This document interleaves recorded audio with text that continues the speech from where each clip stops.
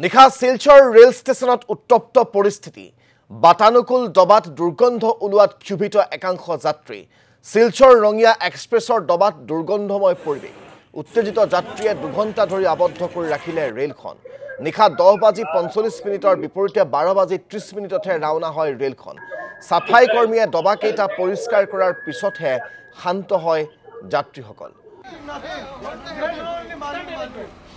এই ট্রেনের নাম হলো রঙ্গিয়া এক্সপ্রেস। এটা শিলচর টু গুয়াহাটি যেতে আসলো, কিন্তু যখনই আমরা ঢুকছি ট্রেনের মধ্যে আইয়া ঢুকিয়েই পরে আমরা ফ্যানটা অন হওয়ার পরে আমরা গন্ধটা এমন ভাবে আওয়াজ শুরু হয়েছে কি আমরা মানে কি সহ্য করতে পারলাম না। এসি ডাব্বা এসি এটা B6 এটা ঠিক আছে।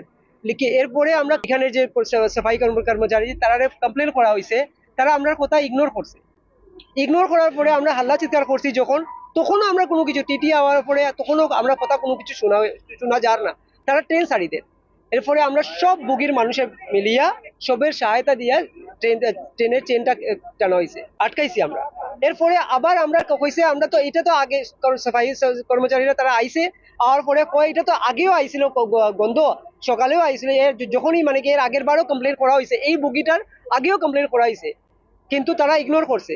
আর ট্রেন ছাড়ার পরে মানে কি মেন কথা হলো কি তারা ফটাফট ট্রেন ছাড়ের ট্রেনটা চলে যাওয়ার পরে তো আমরা কোনো কিছু করতে পারতাম না। ট্রেন টু মর্নিং 5:30 এরাইভেল শিলচর, কিন্তু 5:30 পৰা ৰাতি 10:40 ইমান টাইম পোৱাৰ পিছত ইমান টাইমত তেওঁলোকে চাব পৰা নাই। এইটো